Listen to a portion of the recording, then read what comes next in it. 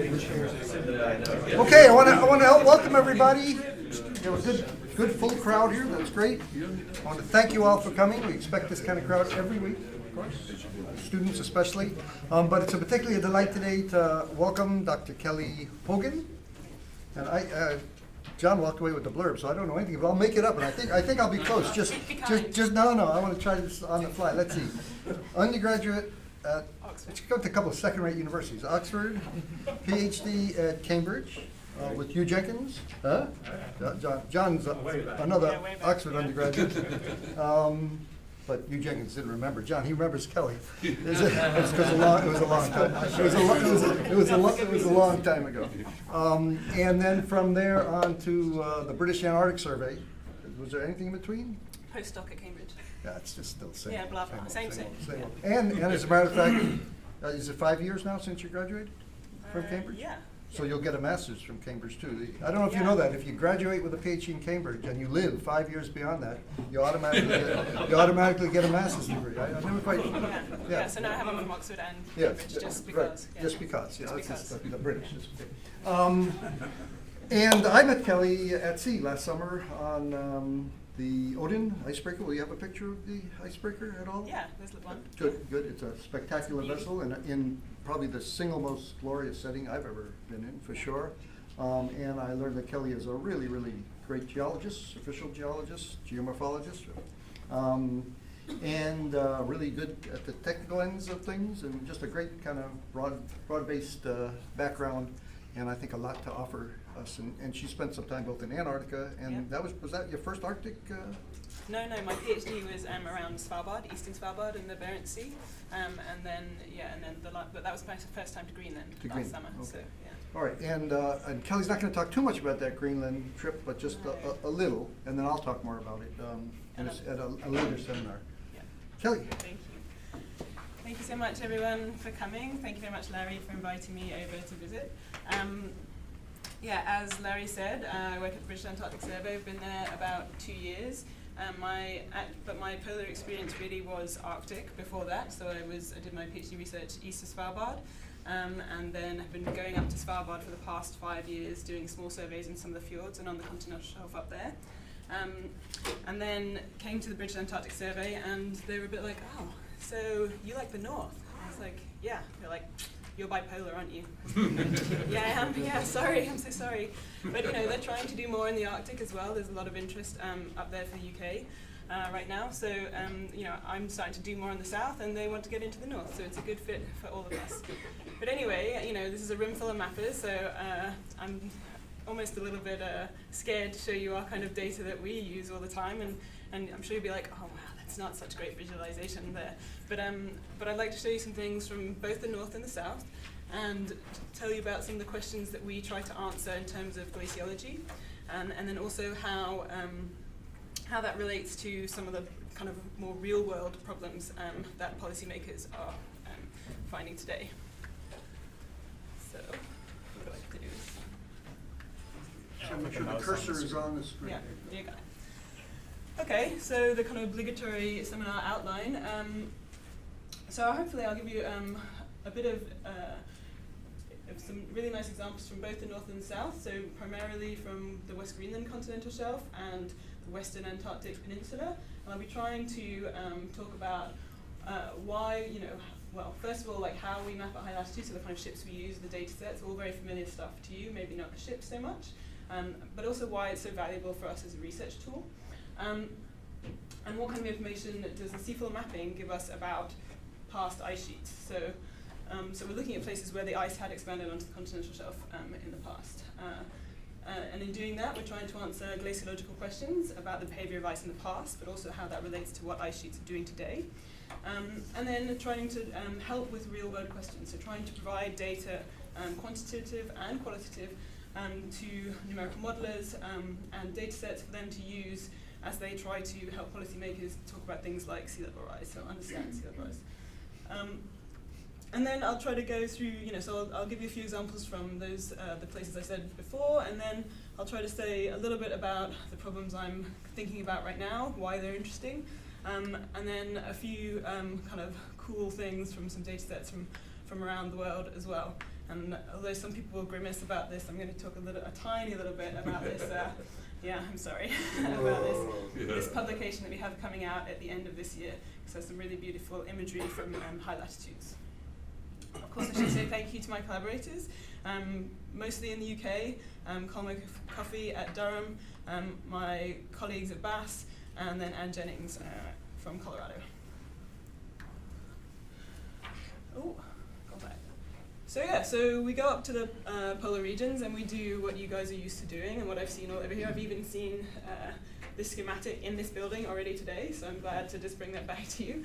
But obviously we use a combination of multi-beam bathymetry, sub-bottom profiling, and coring.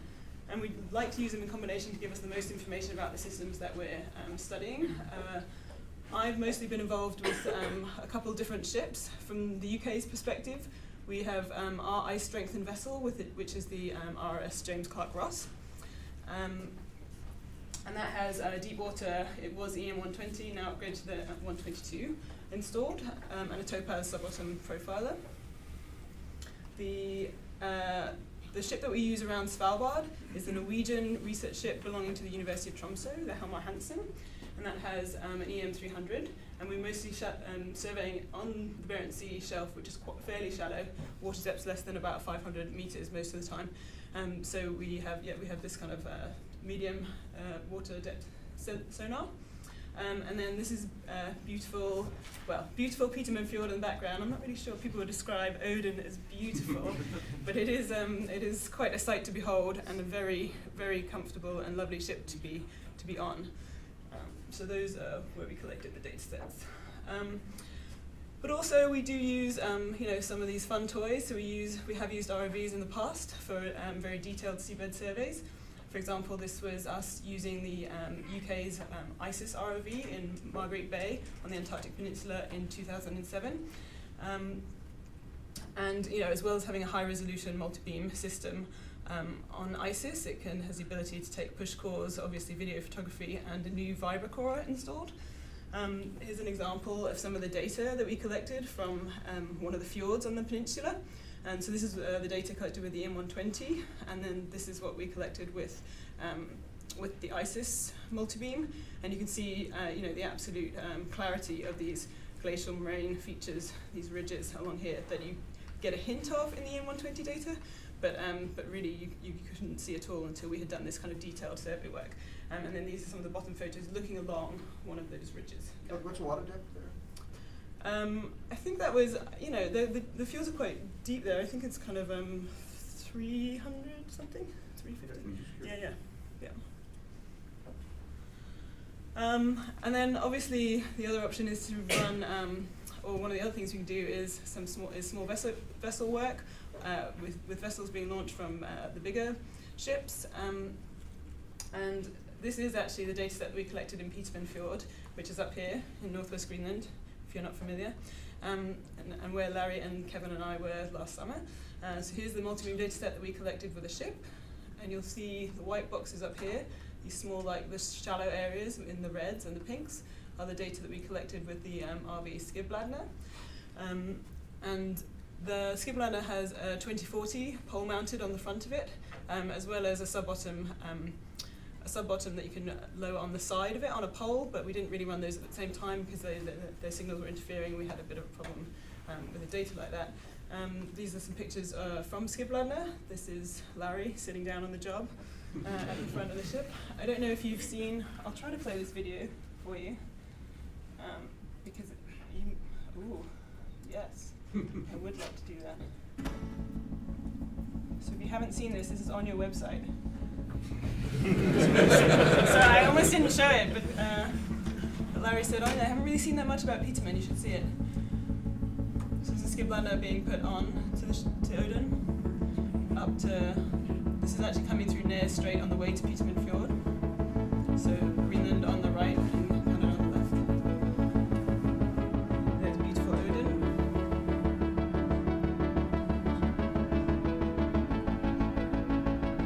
It's icebreaker.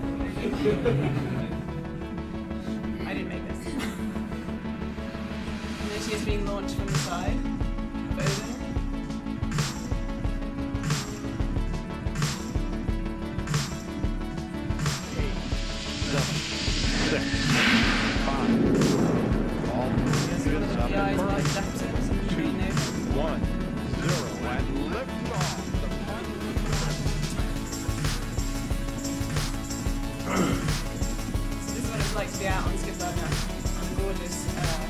day. Absolutely no noise, no ship noise whatsoever. It's a blissful relief from being on a big ship.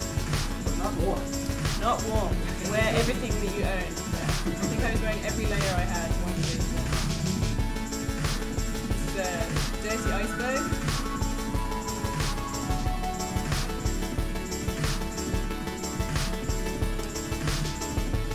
The pole holding multibeam is on that front down in the water for that. There's me. There's Larry looking like he's working. There's me checking if he's working. Computer now has primary control of critical vehicle functions.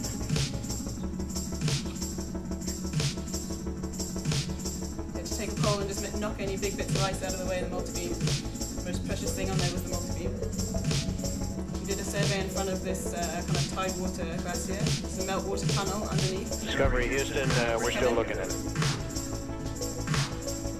Discovery Houston, we've got a good picture of Steve. You can see the keel of the ice under the water as well.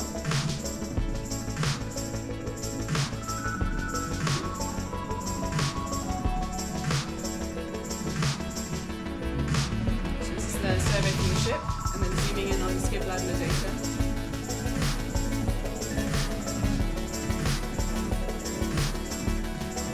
Skip ladder data set.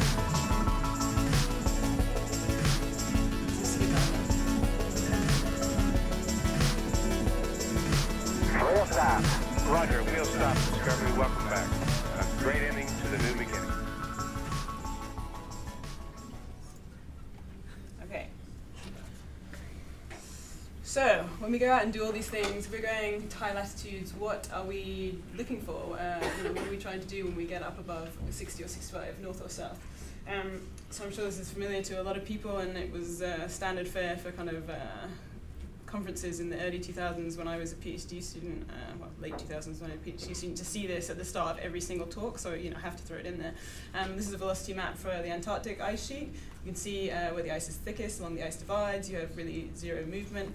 And then at the edges, the peripheries, it's being drained by these very fast-flowing conduits or arteries of ice that we call ice streams. If you take that to, around Antarctica, if you look on the continental shelf, then you'll see the continental shelf dissected by depressions or by glacial troughs.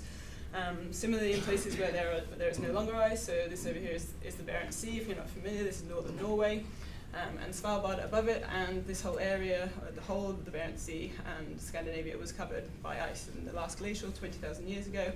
And you can see in the bathymetry really clear, huge, large-scale troughs radiating out both from Svalbard and from the Norwegian coast, radiating out from a kind of a central area in the same way that you see the ice streams radiating out from central areas in the Antarctic today. So when we go there on the ships, we're looking to survey in these glacial troughs to find evidence of where the ice was grounded, how far extended, and how it behaved. So what do we see? So this is a bunch of different data sets from different places. This is actually from the Antarctic, showing beautiful lineated terrain or streamlined terrain away from an ice shelf down here. This is fjord data from actually this one and this one, fjord data from Norway, and the same thing. You can see really beautiful streamlined features indicating the direction of former ice flow. So there was grounded ice sitting on top of the sediments there, moving across the shelf all the way out to the shelf break in most cases. Those are what I call a long flow landforms. So they are lined up in the direction of flow. They tell you the direction of ice flow, and they indicate which way ice was moving in the past. The second type of landforms that we most commonly see are things that are transverse to the flow direction. So things like a moraine which forms at the edge of an ice sheet and a sediment is pushed up into a ridge. This is really beautiful examples of, these are actually little ice age moraines from northern Svalbard, and you can see a kind of a splaying out or diverging ice mass pushed up a ridge of sediment. And then obviously a second one as it retreated, stood still for a bit, pushed up a ridge of sediment. So you have, those tell you the extent of ice, how far it got to in the past. So you can see where it flowed and which direction it moved, and you can also see where it got to.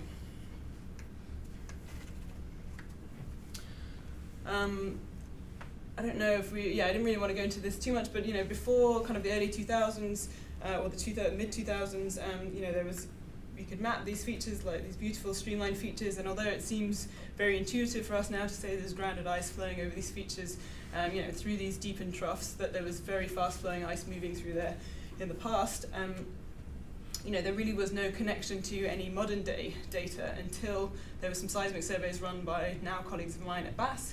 They did repeat seismic surveys over the Rutford ice stream, and what they found was a bed surface that looked almost identical to, and I could have put a multi-beam panel up here as well, but this just comes from their paper. This is lineated terrain from Canada, and this is at the same scale, the lineated terrain from under the Rutford.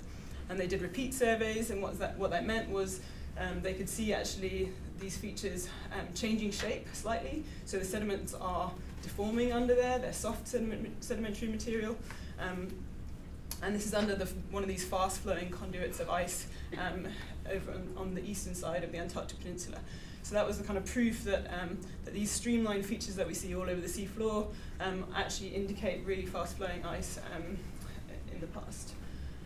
So that was a little close in on kind of the streamlined features and what that means. Like, we want to look at a kind of core data set from Svalbard to look at these transverse to flow or these marginal features, so moraines. Then this stuff is from one of the fjords on central Svalbard, and you can see really high resolution multi-beam data collected by the Norwegian Hydrographic Survey, gridded at 1 meter cell size, and you can see sub-parallel transverse to flow features, continuous in some places, so down here very continuous, on this side more kind of cuspate and rounded, a little bit less continuous, and the reason for that is probably because of the water depth. It's probably just, this water depth here, kind of 60 meters, is probably just where the ice margin was able to lift off in places from the seafloor, and so giving you, so when if it did stop and stabilize for a short term during retreat, then it was not able to push up a ridge of sediment all the way continuously across, whereas in this area, water depths were shallower, and you get a kind of nice continuous ridge of sediment. And this is just the modern analogue. This is actually in front of an Icelandic surge glacier, but these same kind of ridge features are exactly, I think, what you would see if you were down there on the seafloor looking at them as well.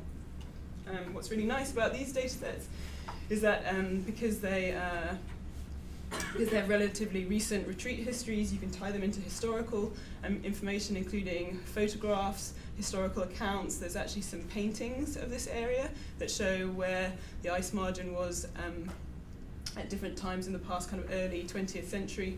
And so you can actually delineate from photographs, satellite images, and historical data exactly where those ice margins were during these years. And so you can actually see that that your sets of ridges between here are kind of annual-ish features. It's a little bit confusing, this one, because it's a surge glacier as well, so it's come out, here's this little ice age maximum, it's retreated, and then it's come back out again a couple of times.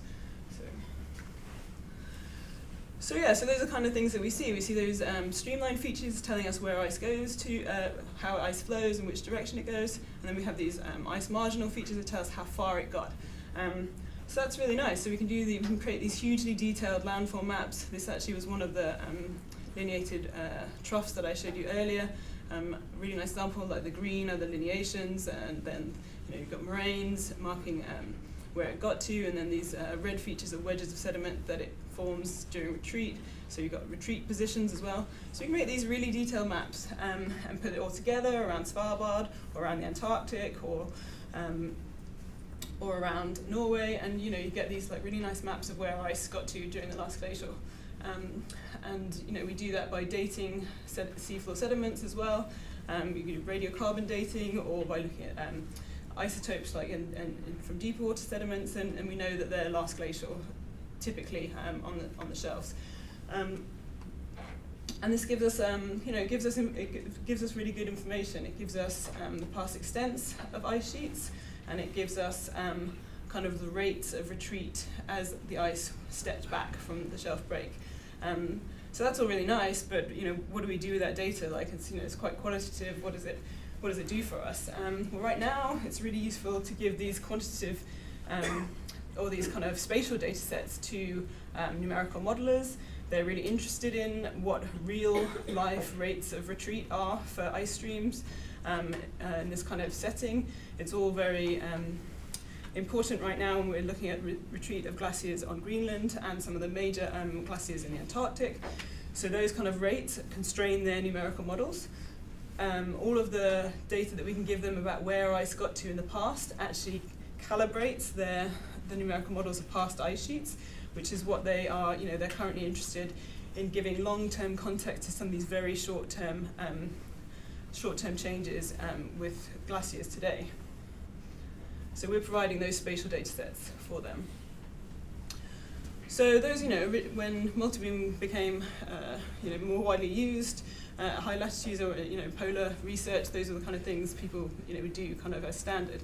So what else can we do, or what else have people started to do? Well, if you are lucky enough to have 3D seismic data in your shelf areas, you can look not only at the seafloor and trace those linear features, but you can look at buried horizons down through the stratigraphy.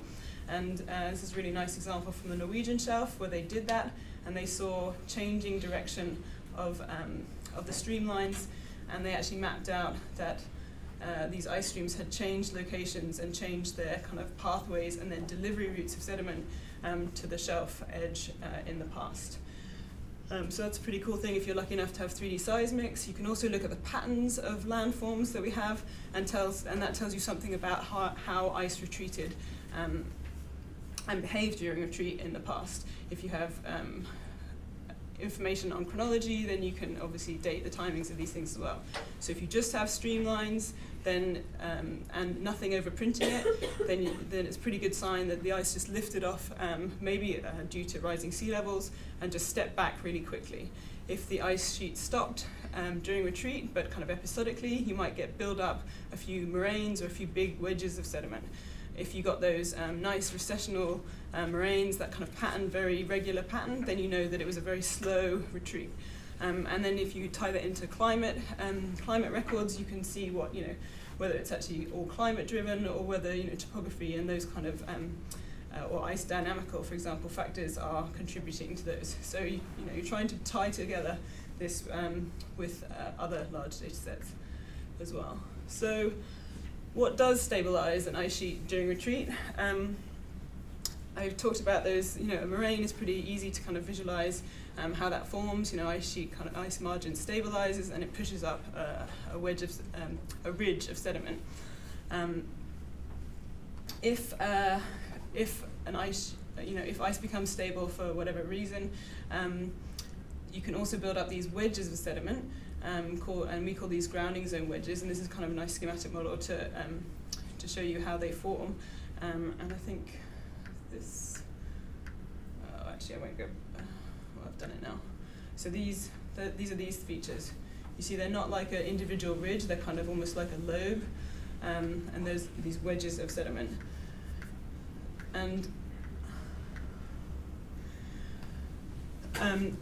so this is an example of multi-beam bathymetry from Marguerite Trough in the Antarctic, and you can see, it's kind of looking from the shelf break down the trough, and kind of, I don't know if you can see with the eye of faith, or if you follow my cursor, these kind of lobes of sediment across the trough. Sometimes they go all the way across, sometimes they're just on the edges, and these we think are these grounding zone wedges. So they mark positions where the ice was stable as it retreated, probably since the last glacial. And if you looked at the sub-bottom data over one of these features, then it would look, very much like a kind of a doorstop wedge of material, and reflections underneath indicating that it is indeed sedimentary. So from our marine data sets, we can give modelers and people interested in these systems the locations of these still stands during retreat. If we can date them, we can tell them how long the ice stood there. And if we look at the regional bathymetry system, we can say, well, does this happen when the banks are very shallow? Does it always happen on a corner on the trough? So there's a kind of geometric reason why ice might be stable there. Is it more to do with the ice dynamics, in which case the modelers have to take on that problem? Or are these climatic, is this a response to climate, climatically driven? Or some combination of all three. So we're providing kind of the basal bed data for numerical modelers to then take on these systems and say, how did ice retreat back? How quickly did it retreat back? And it's academically it's super interesting, but why is it really interesting for people today? Is there's places in the Antarctic and Greenland where our marine, all these ice streams that are terminating in the oceans are susceptible to ocean warming, and they are retreating very rapidly now. And we have a good idea what the bed is. We know exactly what the bed is on the troughs, and so if we know how quickly it retreated between some of these positions out in the troughs, then we can have some better idea of how ice might behave retreating back inland from its current grounding line positions. So this is all helping numerical modelers or glaciologists understand the processes that drive retreat and that cause ice to be stable at times as well. Kelly? Yeah. The profile on the bottom there, is that? Yeah. Can you show us where that is and its orientation on the multi-beam? Okay, I'm not going to lie, that's not from this multi-beam. Sorry. No, that's okay, Larry. I think you're just doing this just to embarrass me. But the this wasn't at all. No, this one actually is from West Greenland. This is the most classic wedge-shaped feature that I have seen, and I think it's a really good schematic for showing. Could you show us how it should be oriented on that? Yeah, of course. Yeah, so we're looking from the shelf edge down the trough, and so if you can see you can see probably the streamlined features all coming this way. This white arrow shows your ice flow direction out to the shelf edge. So if these are your grounding zone wedges here, then this wedge of sediment would be if I was going over this like this. So with the thickest end up here and the thinner end down there. So you see. So yeah, as ice retreated, the thicker end is at the front, and then it's being compressed, and the thinner, you have less accommodation space for sediment inland.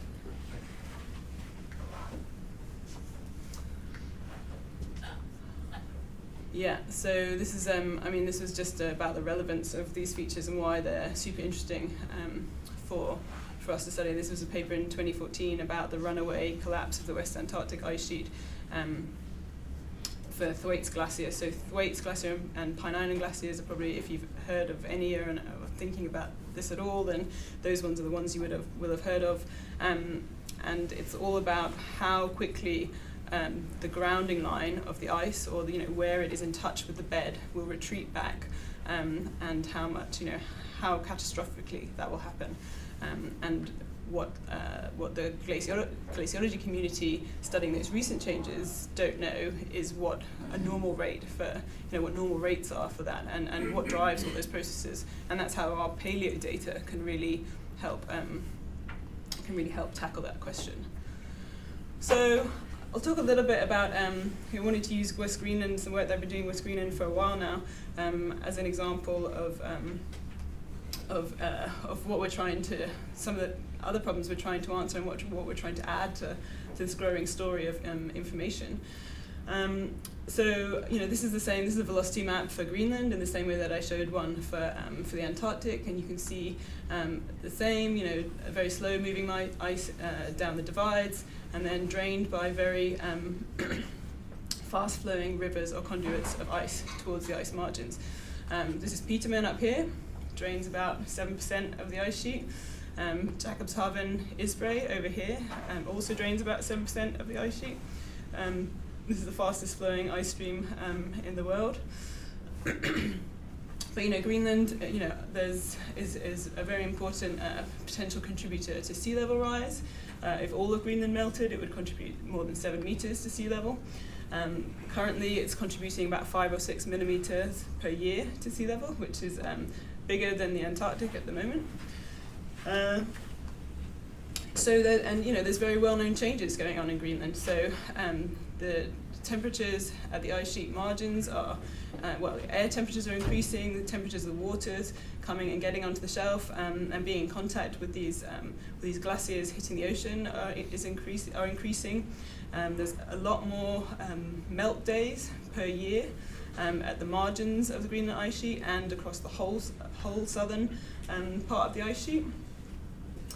And these changes, the changes in mass balance of the ice sheet and how quickly it's changing is all being documented by remote sensing data now, by satellite data. And that's been around obviously since, depending on the data set, since sort of 70s or 80s. Most of the data sets that we find, mass balance data sets for Greenland, are for kind of roughly 20-year or 25-year periods.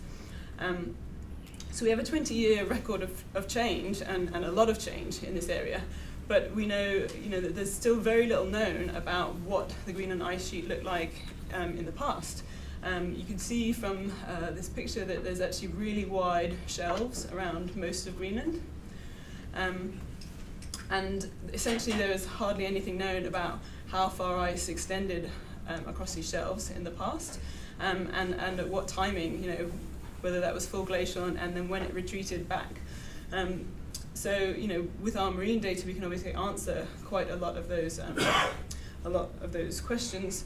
And this is kind of one of the most recent numerical models showing the different extents of the Greenland ice sheet bound by or constrained by data, and from its full extent, which is almost towards the outer part of the shelf out here, right onto the inner shelf. So there's a huge discrepancy in what is known about how far ice expanded during the last glacial for Greenland.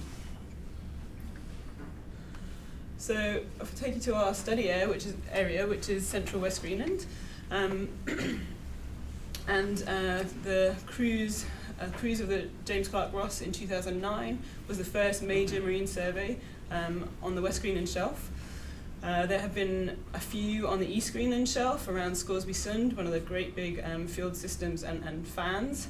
A few snail trails of data around on the northeast Greenland shelf, but there's a lot of problems with sea ice up there. It's very hard to get in and do kind of a good survey work. But yeah, so you can see our study area in central West Greenland has got two very large glacial troughs and fan systems at the shelf edge. And as I said before, the reason why this is already very relevant is because we're trying to provide those quantitative data sets or those spatial data sets to help numerical modelers place the recent changes into context and to also calibrate their models and their sensitivity tests of models. And these directly inform people working on IPCC and policymakers on the potential for the Greenland ice sheet to contribute to global sea level rise. So, I don't know why that's not showing up there. So yeah, here's just a slightly different view of Greenland. This is a reconstruction of possible last glacial ice extent. And as you can see, just huge question marks for a large part of the area. This is, if you remember, with the velocity map, I talked about Jakobshavn Isbrae. This is the fastest flowing ice stream, or it has been the fastest flowing ice stream on the planet. It flows about up to 17 kilometers per year. Which if you take that down to a daily rate is about 45 meters per day. So if you're sat there looking at it, you could actually see it moving. If you stand there for long enough, you can hear it for sure. And there's been catastrophic retreat of the ice margin, of the grounded ice margin since about 2003. And this is thought to be due to ocean warming, so warmer waters coming into this bay and right up to the fjord mouth. And then causing melting and destabilization off of what was a topographic high, and then just retreat from that point. So with the cruise in 2009, what they were trying to do was to answer questions like how far out so this is where Jakobshavn Isbrae comes into the fjord here.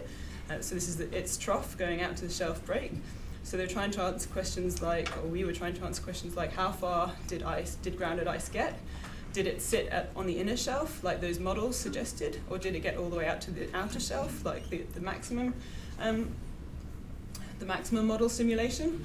And then how quickly did it retreat from those positions, or from its position during the last glacial? So here is the whole multibeam and core dataset. You can see that this is through Disco Bay, and this is Jakobshavn through Disco Bay and through the trough out to the fan. And then this is the glacial trough to the north of that, with a very slightly different system, very straight Almanac trough, which is fed by a couple of different fjords in here. So what does the data actually look like?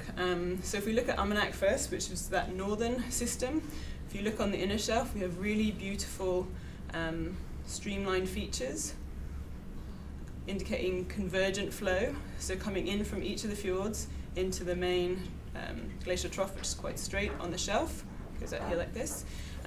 These features, you see they have a kind of a bulbous head at one end and then streamlined away from that. Those are called crag and tail features, and those form when there's a bedrock obstacle or some obstacle on the seafloor, and the ice has to overcome that, and in the lee side it deposits a trail of kind of sediments. So it's usually a bedrock head and then a sedimentary tail behind them, and they're quite characteristic, and they also confirm which direction ice has been moving. It's not so much of a problem in this place, but there are places in the Barents Sea, for example, where you're not sure, right in the middle of the Barents Sea, you're not sure which direction ice was flowing at the time.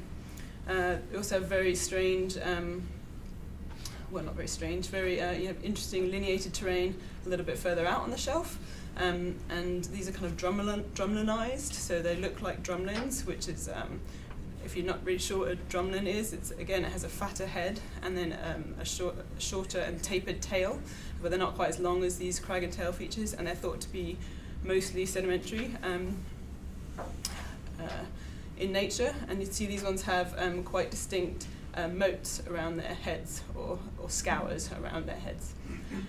So ice flow is obviously across the shelf to the west, and what we have is a really nice series of streamlined features through the trough indicating ice flow, grounded ice flow out to the shelf break during the last glacial. And we know it's last glacial because we've dated the sediments, and we're happy with this interpretation of the landforms because we have sediment cores that also have brought up very consolidated till material, over consolidated, very stiff glacial tills. So if we move south to the Disco trough, and you see that Disco has a bit, much less straight, a very kinked profile through the bay, and then this dogleg kind of profile. So we don't have the same kind of beautiful streamlined terrain all the way out on the shelf, which I'll come back to a little bit later. But we do have, in the same way that we had the sediments in Almanac, we have over-consolidated tills, and we have datable material from the outer shelf and from the fan that indicate that the grounded ice was out there and was pumping sediment out onto this fan about 20,000 years ago.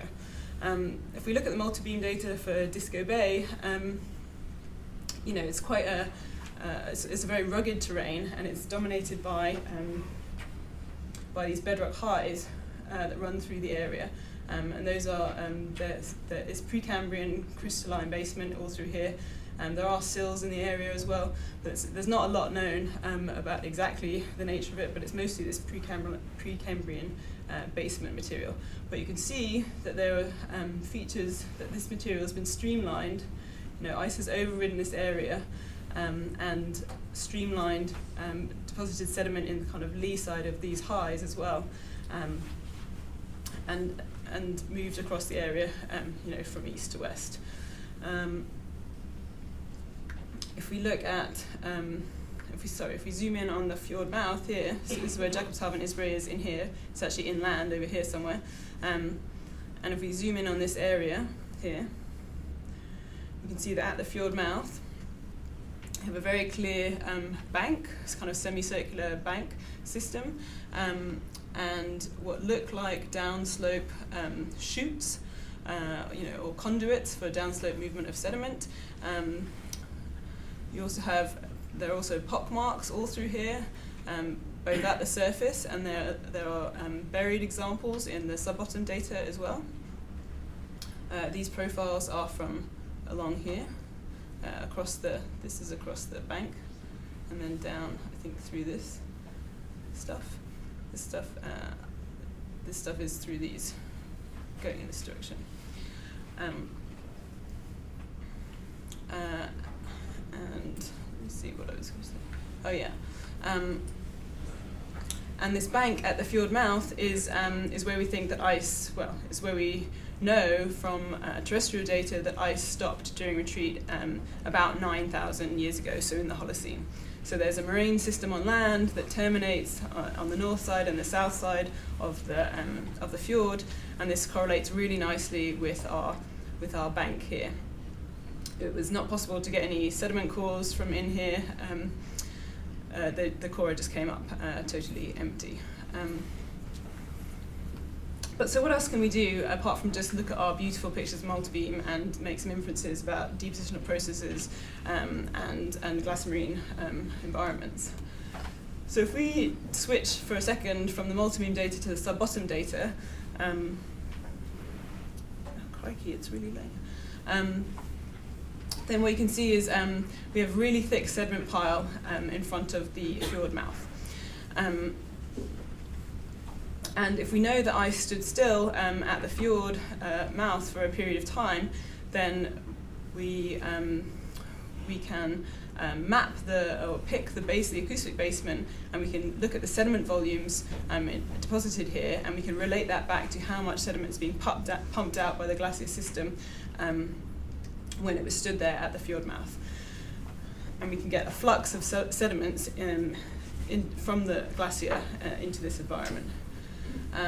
So this sort of assumes, as a schematic to show you what I mean, is that all those sediments that are being pumped out, if the ice margin is stable here, all those sediments are being pumped out in meltwater plumes that are laden with sediment and carving icebergs, and they deposit all their material there, and that gives us these thick sequences of sediments.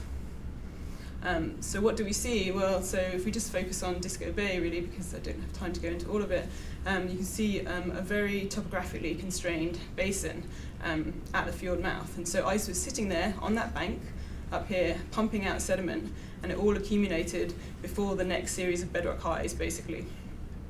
And from regional seismic lines, we know that the acoustic basement actually goes all the way down, or the crystalline basement goes all the way down to about 250 meters, and so we can calculate our sediment volumes. I'm not sure quite why that was there.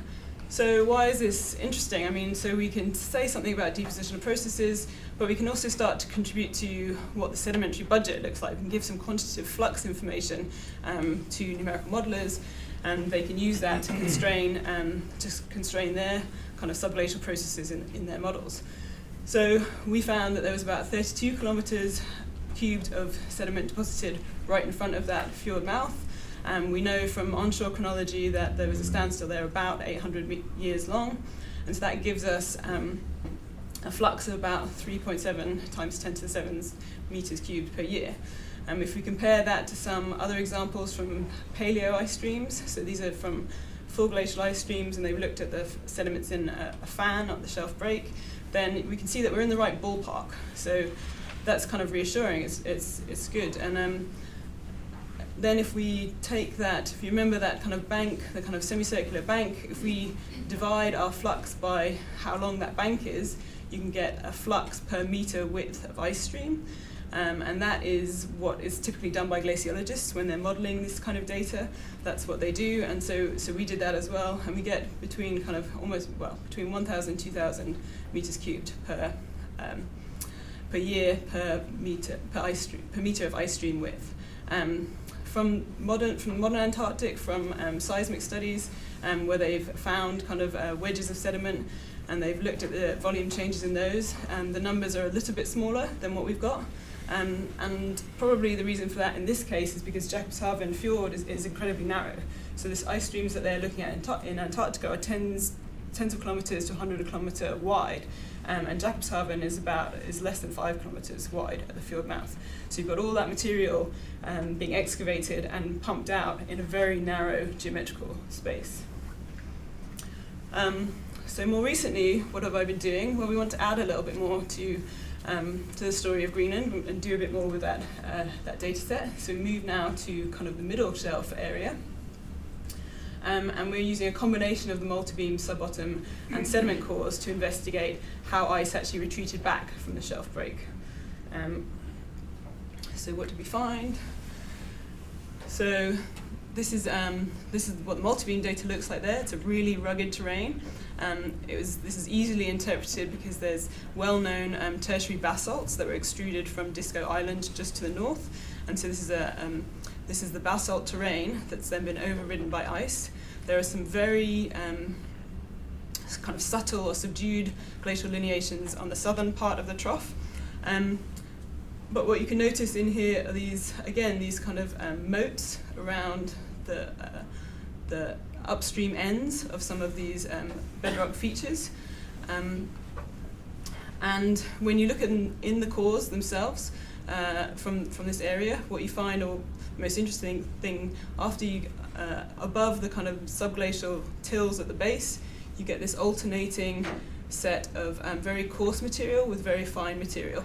And this alternating facies, we think, is alternating carving with meltwater plumes.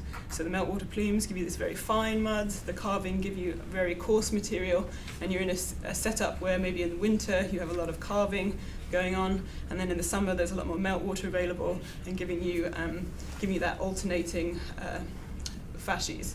So we hypothesized a kind of carving bay setup where ice was stable on that bedrock, on that kind of basalt high, and pumping out meltwater to the environment, being channeled through the trough, depositing that nice alternating facies.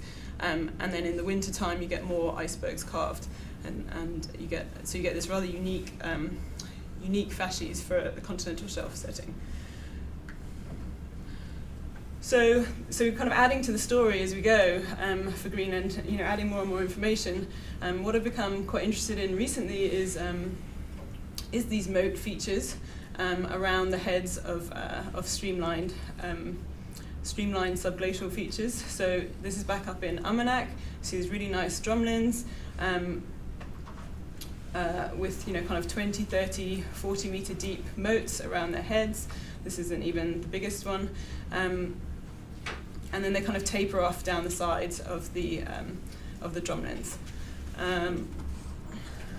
If you remember in Disco Bay, so these are the streamlined features in Disco Bay, but you see in front of all the bedrock highs are these channels. And they kind of run along the front of these highs. There's another one here. There are some more that are kind of more subtle. You need to kind of shade it differently, I think, to see that better. But for Greenland, what's the story with Greenland and meltwater? I mean, it's not that surprising that there might be some modification of features by meltwater in Greenland. There's a lot of surface melt during interglacials. So if you imagine this area during a deglacial scenario, temperatures are warming, air temperatures are warming, ocean temperatures are warming.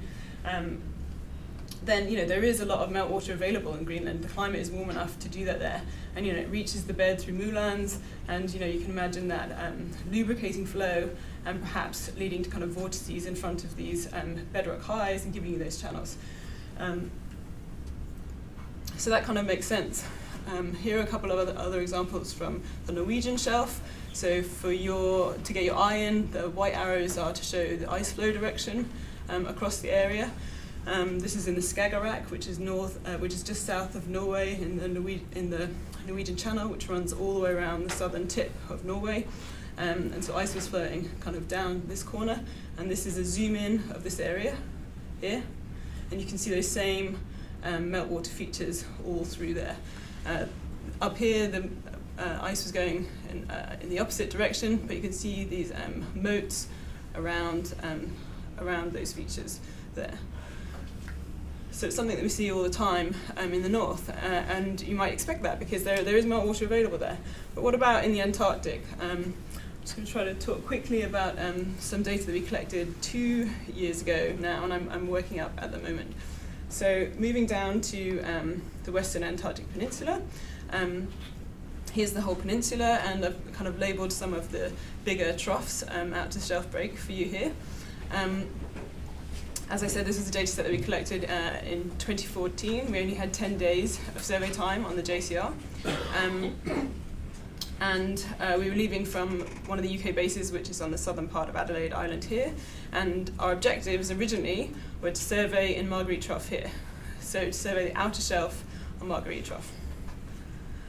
So we started off from Rothera. Here's the JCR, looking lovely. It was gloriously sunny.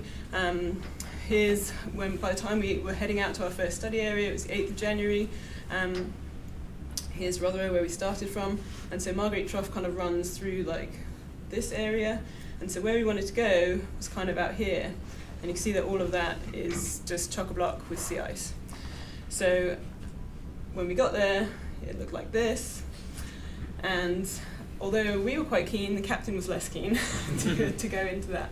So we actually went in there and we spun around a bit and we took a few sediment cores as far as he was willing to go. But the JCR is ice strengthened, it's not an icebreaker. So there gets a point in time where they don't want to go any further, and rightly so.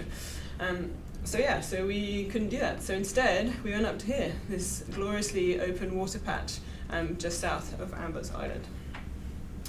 And we collected a data set to fill in around other data. And in 10 days, it's amazing what you can do if all you're doing is surveying, really. So this is the area before. With Amber's Island is here, and here's the trough out to the shelf break. If you just follow with the contours like that. This is the data that was there before we got there. And then this is what we collected.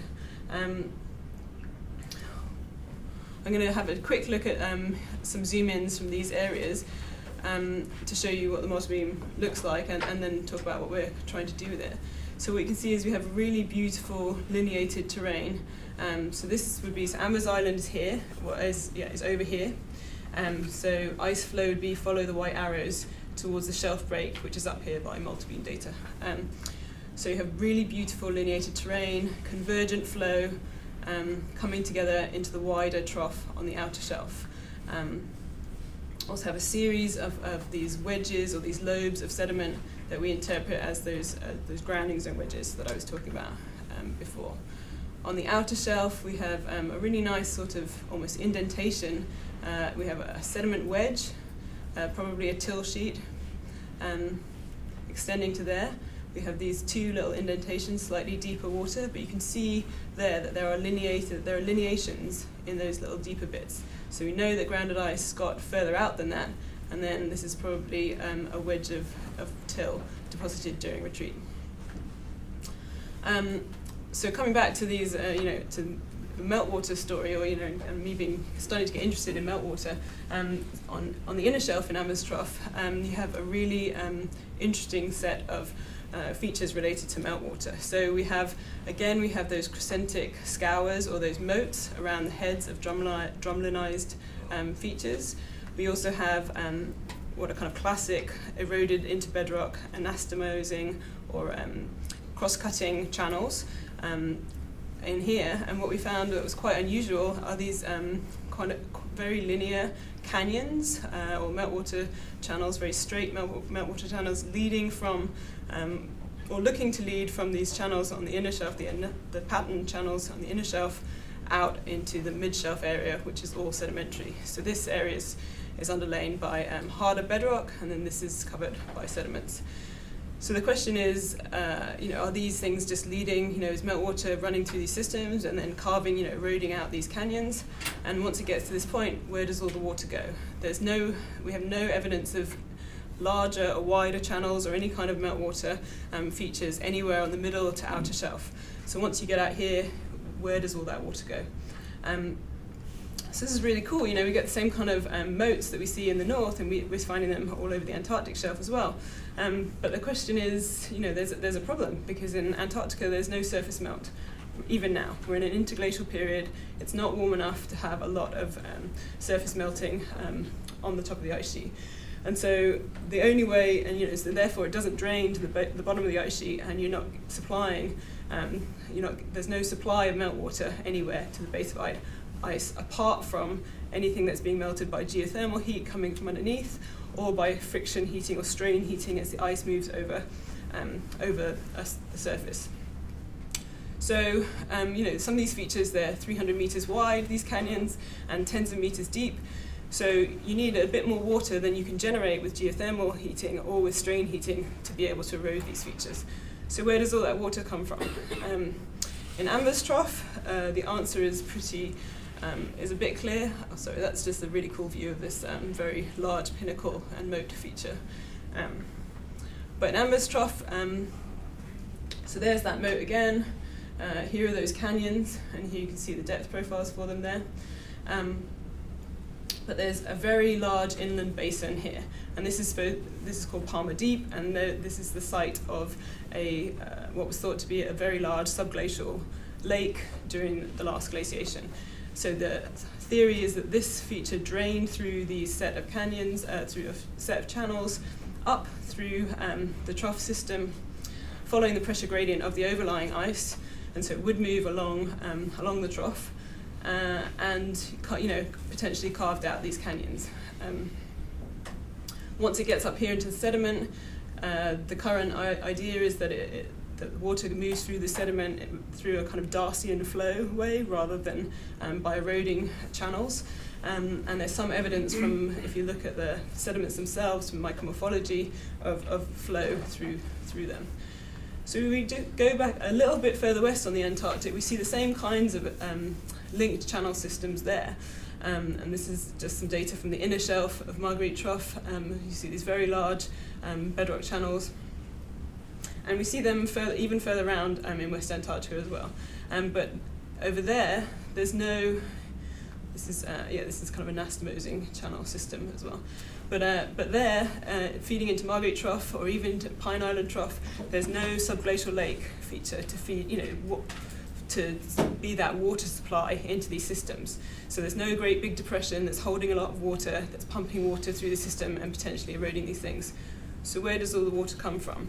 In Pine Island, there's volcanoes nearby. There may have been subglacial volcanic eruptions that generated a lot of water, and that would have caused an episodic and catastrophic release of water through the system at the base of the ice sheet, and that could have eroded these features. But there's still a lot of questions remaining about these features. And of course, they're really similar. If you've ever seen a picture of the dry valleys in the Antarctic, or of the scablands in Washington State, which are also thought to be also known to be formed by catastrophic flooding. These are really similar in dimensions and kind of anastomosing form to those terrestrial examples. So hopefully, I know it's been rather long, sorry. Hopefully I've shown you that we're using the same kind of techniques that you are at high latitudes, but when we're out there surveying, we need to be flexible because you never know what the weather is going to throw at you, you never know what sea ice is going to throw at you. You need to have plan A, B, C, D through Z. We're trying to obtain new information, new spatial data sets, new quantitative information to help numerical modelers, to help them calibrate their models, to be applicable to kind of what I call these real-world questions, to inform policymakers, as well as answer glaciological or academic or academically interesting questions. So what are we going to do now? So Marguerite Trough, where I showed you those last channels, we're going to run a numerical model over the area and see how much water we can generate from a second numerical model, and then whether that will do enough to even fill or half fill or those channels themselves, and we're going to use the multibeam data as the bed data for that. So that's a really nice new way to do that. We can also model release of a huge amount of water through that system. In Amber's Trough, the one I showed you just previously, we're going to map all the different sediment layers in the sub-bottom profiles, and we can do a lot of stuff with subglacial processes in that area because it appears that there are different generations of landforms, and we'll map sediment fluxes in the same way that we did kind of for West Greenland. We also purposefully took a very nice set of cores across that system and along that system to study till properties and to feed into modelers looking at what subglacial tills do when ice is overriding them. So hopefully I've shown that in these areas seafloor mapping is hugely important, and we're using it in more and more ways as time goes on. And I haven't even talked about what other people might like to use it for. And then just a shameless pun for our atlas. I'm so sorry to the people involved in this here. But we have an atlas of submarine glacial landforms that's going to be published, launched at AGU in December. And hopefully this will be a really great book of imagery with type examples of glacial landforms that you see, and human modification of glacial landforms that can be used can be used in the future. So we just have some really nice examples to show you at the end. Absolutely none of these are mine. So this is some drumlins from Sweden. This is part of the Norwegian margin, and slope failures and steps on the shelf edge of the Treniopet slide, and seafloor, sea bottom photos to accompany, really nice. This is one of those glacial troughs, like the full system out there. From bedrock here, really clear to see, streamlines, and then those wedges of sediment out all the way out to the fan with canyons running down it. This is a kind of a modified, current modified system, so there's a series of those kind of small moraines in through there, and then sand waves that have been created over the top, and little coral reefs. And here's the Lophelia coral that's there. You can see the currents moving around those coral reefs as well, and kind of scouring out. And this is a surge glacier surging out to its final moraine position, and a set of when a glacier surges and crevasses and then stops surging, it crevasses and basically just wastes away in situ, and it squeezes up sediment into all those crevasses, and you get these kind of crazy patterns of crevasses behind, and all of these are iceberg plough marks on the top of them. And lastly, just a set of eskers which form underneath the ice when there's a meltwater tunnel is eroded and then sucks up the and sediments are deposited within that, and then as the ice wastes away around it, you get those really nice features. All right, that's it, I promise.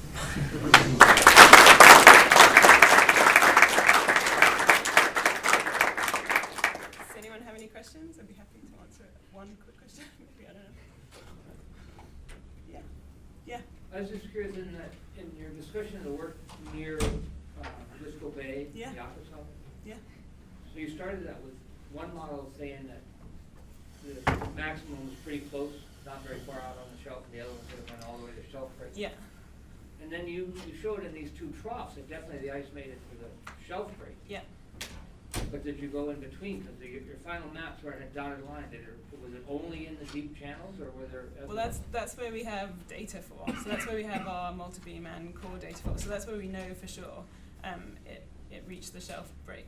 I mean, what's kind of interesting about West Greenland and that area, that people modeling those areas now talk about those troughs as housing a kind of a tide water, or a kind of, like a lobe that comes out during the trough, in the troughs, and just sits there with a very thin ice, which is kind of counterintuitive if you think about, well, to me it's kind of counterintuitive for how you might think a big ice sheet would look. I think I think it'd be good to talk to some modelers about how, I think it's all to do with how steep the ice surface is, whether that is a stable configuration or not. If it's incredibly shallow, ice can ground out to the shelf break, but it can sit there for a bit, but it won't do that much. So maybe that makes sense in Disco, because we don't have very many landforms out there, so we don't have lots of streaming going on there. But in Umanak, you have streamlines all the way up to the outer shelf, so you know that ice must have been thick enough to flow fast out there. So there's a huge discrepancy in Greenland between what the terrestrial people say about where there was ice and and the marine evidence. But it seems like you should have done one or two transects between those two troughs to answer that question. And you're there. Well, but between those two troughs, it's shallow banks and it's just iceberg scoured, right? It's just scoured to death. So I guess the only way you could do it is if you took enough cores that you got through the scoured material and there was some over-consolidated till. But it's quite hard to use. So there wouldn't be landform evidence probably on those bits. I mean, they're just iceberg scoured throughout. Yeah, it's a problem. But it also takes a really long time to survey in shallow water. So, yeah.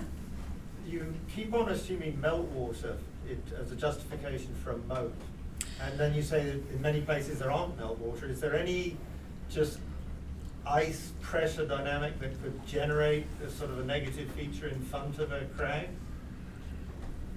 Well, what I've always read about it, I mean, so if you think about it logically, then the only, there's basically, it could be a meltwater eroded feature, it could be a debris, kind of like a debris slurry, like mix of material eroded feature, and it could be directly eroded by ice. So those are, if you read any glaciology book, that's what they will say about, how these features form. But they're so similar to, I guess in the literature that exists now, they're so similar to kind of P forms and stuff that we see that are eroded by meltwater. That was people's original go-to was, well, meltwater was more available during deglaciation, and so therefore that's how these things formed. I mean, no, I'm not like stuck that that the moats are for sure meltwater. The big channels and the canyons that we saw in Anvers Trough, there's no, I don't know how you would get ice to do that because there's no obstacle there, right? It's just, they've just been eroded or they've just been incised in those areas. There couldn't be some down protruding part of like a keel or something like that, just kind of. Well, not for the big anastomosing channels because that's in bedrock. It's hard bedrock, so it's got to be eroded down. It wouldn't happen And by ice. in Peterman, we saw some of that, and it was up against the bedrock, and that was, so it really seemed to, whatever was happening seemed to hit the bedrock and then be constrained and follow along the bedrock. It would just turn it. You can't even really get keels to plough to give you lineations, because that was one of the theories about how you get these glacial lineations. Before, they thought it was deformable material being moved up into a ridge and a trough. One of the other theories was that it was an uneven ice base, and it was just grooving along a sedimentary substrate, but you couldn't even, modelers couldn't even get it to do that either. So it wouldn't do that through hard bedrock. With the moats, I think there's other potential, other potentials to look at, and what we're actually doing with those is going to do all the morphometrics for all the different moats that we have, and look at, because some of them, the ones from Umnak, they look like they're carved in, they're eroded in sediment, and in which case, if there's no big obstacle there, then why are they being eroded? Like, what is causing those vortices to spin out around if it's all just sediment? Like, is it literally just a rough bed, or what? So it's a bit of it's a enigmatic Are there any ones that are terrestrial today that someone's just dug a trench through with a backhoe and had a look? Had a look at what the sediments are. If there's any structure, if it really is meltwater, you should see some sort of. So, and what we see, the cores that we have from from the meltwater channels, and we've tried to take cores in the moats as well in the Antarctic. They are a purely deglacial sequence. So they just have a till and then glacimarine sediments. So there's no water lane sediments, there's no sands, there's no sorted material. So there's no evidence of. So it's purely erosional. There's no. Purely that it was occupied by grounded ice during the last glacial. So, but that doesn't mean they didn't form before then, right? So there's, it's super hard to date these things anyway. But we don't have any sedimentary evidence that there's a lot of meltwater around, apart from that the big channels and there's no other way to really get them. They're not structural, so yeah, it's a problem for sure. We're trying to work on it. Yeah. What rules out some post-glacial mechanism? Like what? Of making those moats. Of the moats around, you mean like just strong bottom currents or something? Yeah.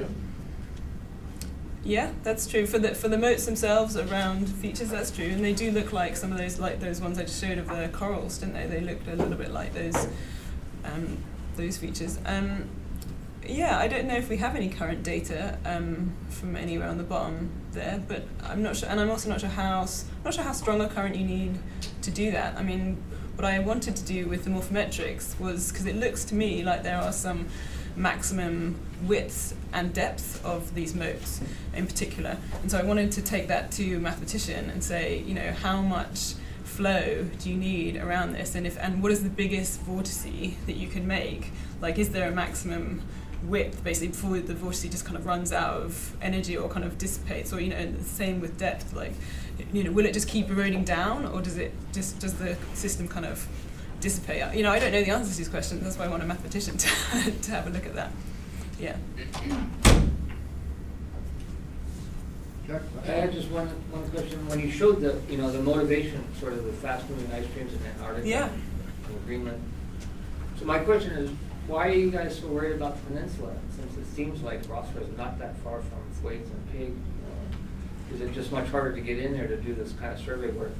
Yeah, I mean, well, these are just, you know, why we were surveying there. I mean, there've been quite a few successful cruises to the to further around in West Antarctica, so to Pig and to, so that's in the Bellingshausen, to Pig and Thwaites. Well, yeah, Thwaites is actually very hard to get to because it's usually really hard to access. It's usually big sea ice problems. You have to hit the Bellingshausen in February, basically, and even if you get there on a bad year in February, you're not going to get that much too. I mean, this is just the cruises that I'm working on now, but you get the same kind of crag and tail features, and there are actually moats around those features in further around in the Bellingshausen as well, and also the big channels and the big kind of basins that look like there was meltwater moving through the system around there too. So yeah, there's similarities all around there. We actually have we're advertising for a doctoral student actually to work on the meltwater problem. Second career feature. Probably too late. Okay, thank you again, Kelly.